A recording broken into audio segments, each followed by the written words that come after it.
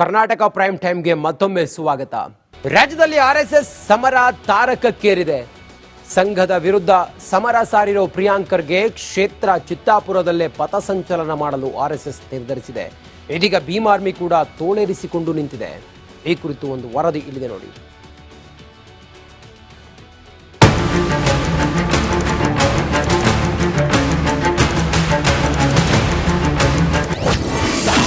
ರಾಜ್ಯದಲ್ಲಿ ಜೋರಾಯಿತು RSS fight. ಕೊನೆ ಕ್ಷಣದಲ್ಲಿ ಭೀಮ್ ಆರ್ಮಿಯಿಂದ ಟ್ವಿಸ್ಟ್. ಚಿತ್ತಾಪುರ ಪಥಸಂಚಲನ ಸಂಘರ್ಷ ತಾರಕಕ್ಕೇರಿದೆ. ಪರೇಡ್ ಫೈಟ್ ಕ್ಷಣ ಕ್ಷಣಕ್ಕೂ ಹೊಸ ತಿರುವು ಪಡಿತಾ ಇದೆ. ಇದೀಗ ಭೀಮ್ ಆರ್ಮಿಯವರು ಹೊಸ ವರಸೆ ಶುರು ಮಾಡಿದ್ದಾರೆ. ಹೈಕೋರ್ಟ್ ಆದೇಶ ಮೊದಲೇ ಹೊಸ ಬೇಡಿಕೆ ಇಟ್ಟಿದ್ದಾರೆ.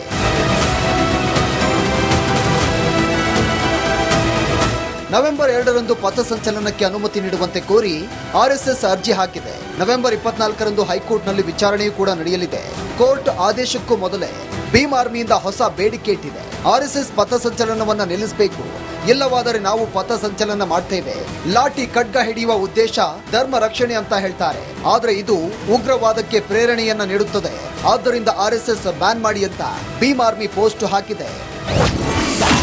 ದಲಿತ ಸಂಘಟನೆಗಳಿಗೆ ಪ್ರಿಯಾಂಕ ಪ್ರಾಯೋಜಕತ್ವ ಆಯ್ತಿದೆ ಅಂತ ತಿಳ್ಕೊಳ್ರಿ, ತಪ್ಪೇನು? RSS ಗೆ ಯಾರು ಪ್ರಾಯೋಜಕತ್ವ ಇದೆ? ಯಾರಾದ್ರೂ ಪ್ರೊಡ್ಯೂಸರ್ ಡೈರೆಕ್ಟರ್ ಯಾರು?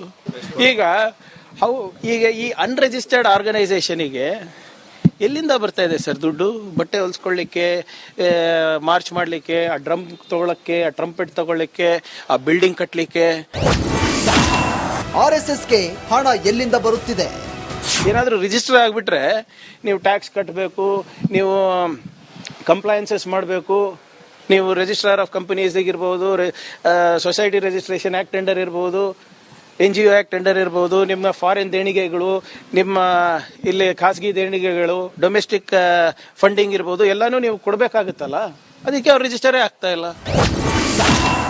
ರೋಡ್ನಲ್ಲಿ ಮುಸ್ಲಿಮರು ನಮಾಜ್ ಮಾಡಂಗಿಲ್ಲ. ಯಾರೇ ಇರ್ಬೋದ್ರಿ ಸರ್, ಮುಸ್ಲಿಮ್ಸ್ ಎಕ್ಸಾಕ್ಟ್ಲಿ, ಅವರು ಮಾಡಂಗಿಲ್ಲ, ಯಾರು ಮಾಡಂಗಿಲ್ಲ. ರೋಡ್ನಲ್ಲಿ ಮಾಡ್ತಾ ಇದ್ರೆ ಪರ್ಮಿಷನ್ ತಗೊಳ್ಳಿ, ಪರ್ಮಿಷನ್ ಕೊಟ್ರೆ ಮಾಡಿ, ಕೊಟ್ಟಿಲ್ಲ ಅಂದ್ರೆ ಬಿಡಿ. ಆಸ್ ಸಿಂಪಲ್ ಆಸ್ ದಟ್ ಅಲ್ಲ. ಕಾಂಪ್ಲಿಕೇಶನ್ ಏನ್ ಕೊಡ್ರಿ ಇದರಲ್ಲಿ? ನನಗೆ ಅರ್ಥ ಆಗ್ತಾ ಇಲ್ಲ. ಸರ್ಕಾರದ ಒಂದು ಆದೇಶ ಇದೆ, ಆ ಆದೇಶ ಪಾಲನೆ ಮಾಡಲ್ಲ ಅಂದ್ರೆ ಯಾವುದೇ ಸಮುದಾಯದವ್ರು ಇರ್ಬೋದು, ಯಾವುದೇ ಧರ್ಮದಿರ್ಬೋದು, ಎಲ್ಲರಿಗೂ ಕೂಡ constitution of India applies. RSS ವಿರುದ್ಧ ಹರಿಪ್ರಸಾದ್ ಟ್ವೀಟ್ ಫೈಟ್. ಆರ್ಎಸ್ಎಸ್ ಎಂಬ ವಿಷಜಂತು ಬಿಜೆಪಿಯನ್ನ ಸುಟ್ಟು ಬೂದಿ ಮಾಡಿದೆ. ಆರ್ಎಸ್ಎಸ್ ಅಡ್ವಾಣಿಯವರನ್ನ ಮೂಲೆಗೆ ತಳ್ಳಿತ್ತು. ಯಡಿಯೂರಪ್ಪನವರನ್ನ ನೆಮ್ಮದಿಯಾಗಿರಲು ಬಿಟ್ಟಿರಲಿಲ್ಲ. ಅದೇ ಕಾರಣಕ್ಕೆ ಸುರೇಶ್ ಗೌಡ ಆರ್ಎಸ್ಎಸ್ನವರು ಕಡು ಭ್ರಷ್ಟರು ಅಂತ ಹೇಳಿದ್ದಾರೆ ಅಂತ ವಿಡಿಯೋ ಪೋಸ್ಟ್ ಮಾಡಿದ್ದಾರೆ BK ಹರಿಪ್ರಸಾದ್. ಪೊಲಿಟಿಷಿಯನ್ಸ್ ಎಲ್ಲವನ್ನ ಮಾಡ್ತಿರ್ತಾರೆ, ಸುಮ್ಮನೆ ಬಿಡಲ್ಲ. ಈಗ ಯಡಿಯೂರಪ್ಪನ್ ಯಾಕೆ ಹೊಡೆದಿದ್ದು ಹೈಕಮಾಂಡ್ ಅವರು? ಒಬ್ಬ ಬಲಿಷ್ಠ ಹೈಕಮಾಂಡ್ ಗೌರವ ಕೊಡಲ್ಲ ಅಂದಾಗ ಒಂದು ಬಾಕ್ಸ್ ಹೊಡೆದೇ ಹೊಡಿತಾರೆ. That is A common phenomena. ಗೊತ್ತಿರಲಿ, ಯಾವುದೇ ಒಬ್ಬ ಸಂಘಟನೆ ನಾನು ಅಂತ ಹೋದಾಗ ಅವ್ರಿಗೆ ಬಾಕ್ಸಿಂಗ್ ಹೊಡೆದು ಕೆಳಕ್ ಹಾಕ್ತಾರೆ. ಪಾರ್ಟಿ ಸಂಘಟನೆ ಏನಾದ್ರು ಹಾಕೊಳ್ಳಿ ಅಂತ, ನಾನು ಅಂತ ಯಾವನು ಮೇಲ್ ಬಿಡಲ್ಲ ಅಂತ ಅದ್ವಾನಿನೇ ಹೊಡೆದ್ಬಿಟ್ಟು RSS ಅವರು ಎಲ್ಲ ಮೂಲಕಂಪ RSS ಕಾಣಲಿಲ್ವಾ? ಅಯ್ಯೋ, ಅವ್ರ ಬಗ್ಗೆ ಮಾತಾಡೋದು ಬೇಡ. ಬಟ್ ಅವರಷ್ಟು ಕರಪ್ಟ್ ಇನ್ ಯಾರು ಇಲ್ಲ. ಇದು ಗೊತ್ತಿರಲಿ ನಿಮ್ಗೆ. RSS ಅಯ್ಯೋ, ಸುಮ್ಮನೆ ಹೇಳ್ತಾರೆ ದೇಶ ಪ್ರೇಮ ಅಷ್ಟೇ ಅಷ್ಟೇ. ಸರ್ಕಾರಿ ನೌಕರರ ಮೇಲೆ ಸರ್ಕಾರದ ಗದ ಪ್ರಹಾರ. ಸರ್ಕಾರ ಆರ್ಎಸ್ಎಸ್ ಮೇಲಿನ ಸಿಟ್ಟನ್ನ ನೌಕರರ ಮೇಲೆ ತೋರಿಸಲು ಮುಂದಾದಂತೆ ಕಾಣ್ತಾ ಇದೆ. ಆರ್ಎಸ್ಎಸ್ ಪಥಸಂಚಲನದಲ್ಲಿ ಭಾಗಿಯಾಗಿದ್ದ ಹಾಸ್ಟೆಲ್ ಅಡುಗೆ ಸಹಾಯಕ ಸಿಬ್ಬಂದಿ ಪ್ರಮೋದ್ರನ್ನ ಅಮಾನತು ಮಾಡಲಾಗಿದೆ.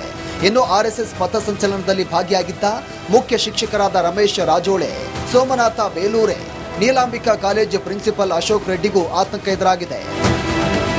Bureau report, republic Kannada. Karnataka prime ಟೈಮ್ಗೆ ಮತ್ತೊಮ್ಮೆ ಸ್ವಾಗತ. ರಾಜ್ಯದಲ್ಲಿ ಆರ್ಎಸ್ಎಸ್ ಸಮರ ತಾರಕಕ್ಕೇರಿದೆ. ಸಂಘದ ವಿರುದ್ಧ ಸಮರ ಸಾರಿರೋ ಪ್ರಿಯಾಂಕರ್ಗೆ ಕ್ಷೇತ್ರ ಚಿತ್ತಾಪುರದಲ್ಲೇ ಪಥಸಂಚಲನ ಮಾಡಲು ಆರ್ಎಸ್ಎಸ್ ನಿರ್ಧರಿಸಿದೆ. ಇದೀಗ ಭೀಮ್ ಆರ್ಮಿ ಕೂಡ ತೋಳೇರಿಸಿಕೊಂಡು ನಿಂತಿದೆ. ಈ ಕುರಿತು ಒಂದು ವರದಿ ಇಲ್ಲಿದೆ ನೋಡಿ.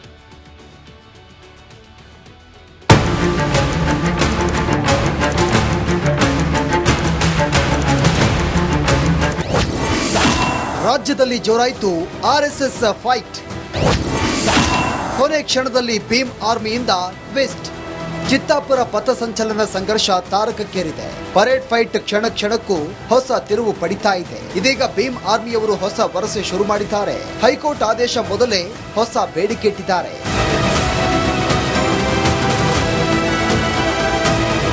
ನವೆಂಬರ್ 2ರಂದು ಪಥಸಂಚಲನಕ್ಕೆ ಅನುಮತಿ ನೀಡುವಂತೆ ಕೋರಿ ಆರ್ಎಸ್ಎಸ್ ಅರ್ಜಿ ಹಾಕಿದೆ. ನವೆಂಬರ್ 24ರಂದು ಹೈಕೋರ್ಟ್ನಲ್ಲಿ ವಿಚಾರಣೆಯೂ ಕೂಡ ನಡೆಯಲಿದೆ.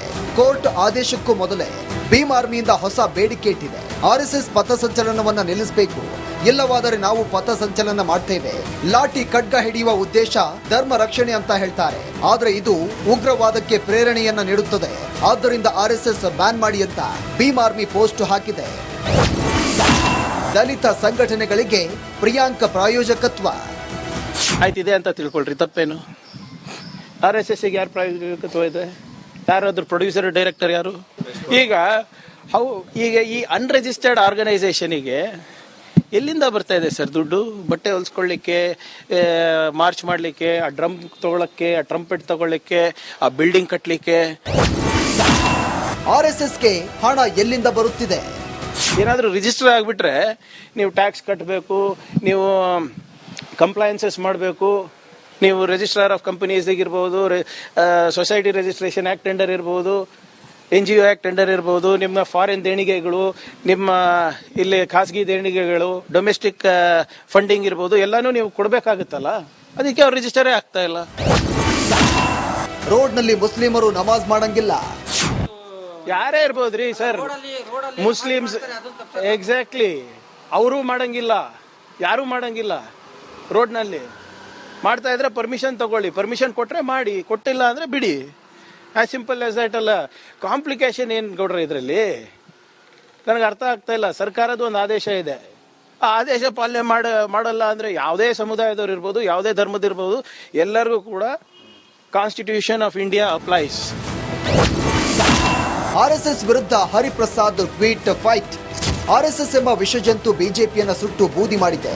ಆರ್ಎಸ್ಎಸ್ ಅಡ್ವಾಣಿಯವರನ್ನ ಮೂಲೆಗೆ ತಳ್ಳಿತ್ತು. ಯಡಿಯೂರಪ್ಪನವರನ್ನ ನೆಮ್ಮದಿಯಾಗಿರಲು ಬಿಟ್ಟಿರಲಿಲ್ಲ. ಅದೇ ಕಾರಣಕ್ಕೆ ಸುರೇಶ್ ಗೌಡ ಆರ್ಎಸ್ಎಸ್ನವರು ಕಡು ಭ್ರಷ್ಟರು ಅಂತ ಹೇಳಿದ್ದಾರೆ ಅಂತ ವಿಡಿಯೋ ಪೋಸ್ಟ್ ಮಾಡಿದ್ದಾರೆ BK ಹರಿಪ್ರಸಾದ್. ಅಲ್ಲಲ್ಲಿ ಪೊಲಿಟಿಷಿಯನ್ಸ್ ಎಲ್ಲವನ್ನ ಮಾಡ್ತಿರ್ತಾರೆ, ಸುಮ್ಮನೆ ಬಿಡಲ್ಲ ಅವನು. ಈಗ ಯಡಿಯೂರಪ್ಪನ್ ಯಾಕೆ ಹೊಡೆದಿದ್ದು ಹೈಕಮಾಂಡ್ ಅವರು? ಒಬ್ಬ ಬಲಿಷ್ಠ ಆದ ಹೈಕಮಾಂಡ್ ಗೆ ಗೌರವ ಕೊಡಲ್ಲ ಅಂದಾಗ ಒಂದು ಬಾಕ್ಸ್ ಹೊಡೆದೇ ಹೊಡಿತಾರೆ. That is A common phenomena. ಗೊತ್ತಿರಲಿ, ಯಾವನೇ ಒಬ್ಬ ಸಂಘಟನೆ ನಾನು ಅಂತ ಹೋದಾಗ ಅವ್ನಿಗೆ ಬಾಕ್ಸಿಂಗ್ ಹೊಡೆದು ಕೆಳಕ್ ಹಾಕ್ತಾರೆ. ಪಾರ್ಟಿ ಸಂಘಟನೆ ಏನಾದ್ರು ಹಾಕೊಳ್ಳಿ ಅಂತ, ನಾನು ಅಂತ ಯಾವನು ಮೇಲ್ ಬಿಡಲ್ಲ ಅಂತ ಅದ್ವಾನಿನೇ ಹೊಡೆದ್ಬಿಟ್ಟು RSS ಅವರು. ಎಲ್ಲ ಮೂಲ ಗುಂಪು RSS ಕಾರಣ ಆಗ್ಲಿಲ್ವಾ? ಅಯ್ಯೋ, ಅವ್ರ ಬಗ್ಗೆ ಮಾತಾಡೋದು ಬೇಡ. ಬಟ್ ಅವರಷ್ಟು ಕರಪ್ಟ್ ಇನ್ ಯಾರು ಇಲ್ಲ, ಇದು ಗೊತ್ತಿರಲಿ ನಿಮ್ಗೆ. RSS ಅಯ್ಯೋ, ಸುಮ್ಮನೆ ಹೇಳ್ತಾರೆ ದೇಶ ಪ್ರೇಮ ಅಷ್ಟೇ ಅಷ್ಟೇ. ಸರ್ಕಾರಿ ನೌಕರರ ಮೇಲೆ ಸರ್ಕಾರದ ಗದ ಪ್ರಹಾರ. ಸರ್ಕಾರ ಆರ್ಎಸ್ಎಸ್ ಮೇಲಿನ ಸಿಟ್ಟನ್ನ ನೌಕರರ ಮೇಲೆ ತೋರಿಸಲು ಮುಂದಾದಂತೆ ಕಾಣ್ತಾ ಇದೆ. ಆರ್ಎಸ್ಎಸ್ ಪಥಸಂಚಲನದಲ್ಲಿ ಭಾಗಿಯಾಗಿದ್ದ ಹಾಸ್ಟೆಲ್ ಅಡುಗೆ ಸಹಾಯಕ ಸಿಬ್ಬಂದಿ ಪ್ರಮೋದ್ರನ್ನ ಅಮಾನತು ಮಾಡಲಾಗಿದೆ. ಇನ್ನು ಆರ್ಎಸ್ಎಸ್ ಪಥಸಂಚಲನದಲ್ಲಿ ಭಾಗಿಯಾಗಿದ್ದ ಮುಖ್ಯ ಶಿಕ್ಷಕರಾದ ರಮೇಶ್ ರಾಜೋಳೆ, ಸೋಮನಾಥ ಬೇಲೂರೆ, ನೀಲಾಂಬಿಕಾ ಕಾಲೇಜು ಪ್ರಿನ್ಸಿಪಲ್ ಅಶೋಕ್ ರೆಡ್ಡಿಗೂ ಆತಂಕ ಎದುರಾಗಿದೆ. Bureau report, republic Kannada.